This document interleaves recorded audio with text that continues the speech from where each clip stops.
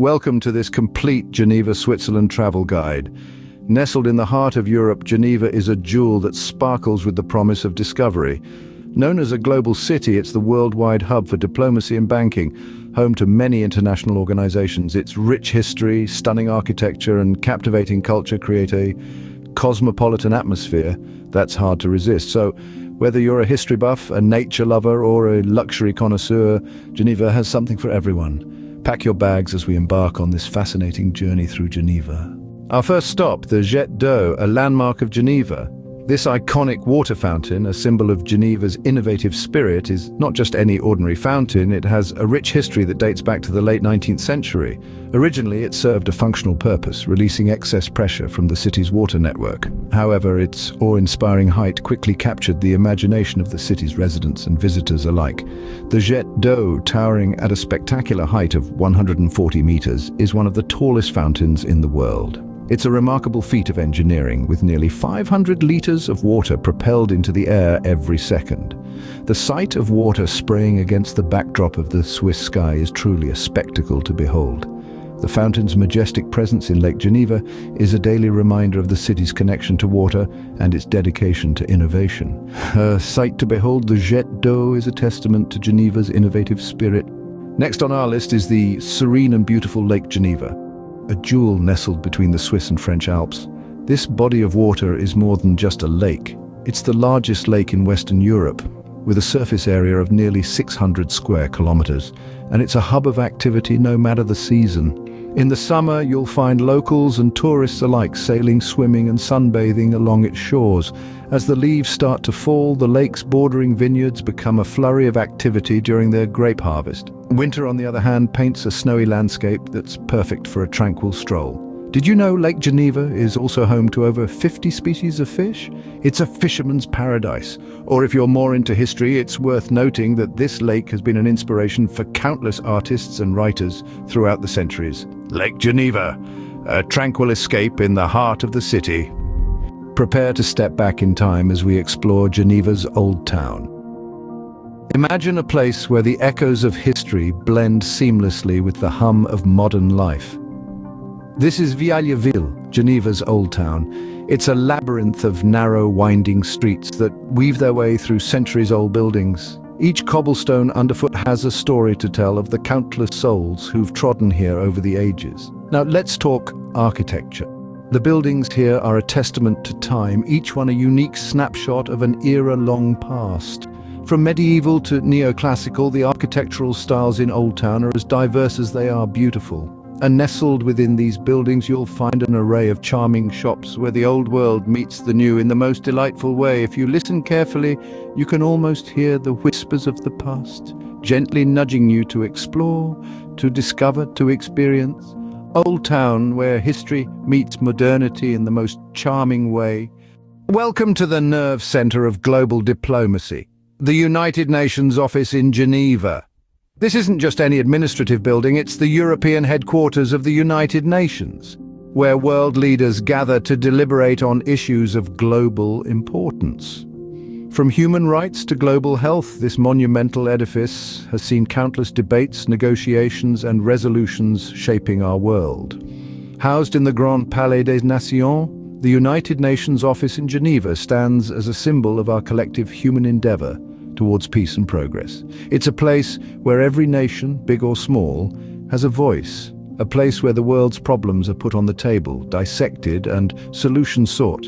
In a city steeped in rich history and brimming with international flavor, the United Nations office is a testament to Geneva's significant role in global affairs. So, when you're in Geneva, a visit to this diplomatic hub is a must. The United Nations office where the world comes together to solve its problems. Let's step into the past as we visit the Saint-Pierre Cathedral. Nestled in the heart of Geneva's Old Town, this majestic cathedral whispers tales of a bygone era. For over 1,000 years, its towering spires have graced the city's skyline, a testament to the enduring spirit of faith and devotion. A marvel of architectural ingenuity, the cathedral is a blend of various styles, from the austerity of Gothic to the grandeur of neoclassical. As you wander through its hallowed halls, you'll be struck by the intricate stained glass windows, the imposing organ, and the resounding silence that speaks volumes. Beneath the cathedral lies an intriguing archaeological site, a hidden labyrinth revealing layers of history, from the Roman period to the Middle Ages. A walk through these ancient ruins is like flipping through the pages of a living history book. Saint-Pierre Cathedral, a beacon of faith and history. Next, we find ourselves in the peaceful Parc des Bastions, a place of tranquility where the city's hustle and bustle feels like a distant memory. Here you'll discover Geneva's rich history, etched into the stone of the Reformation Wall, a monument dedicated to the leaders of the Protestant Reformation. Walking through the park, you might stumble upon a game of chess. Not your typical board game, mind you. These life-size chess games are a sight to behold, a blend of strategy and spectacle that adds a unique charm to the park.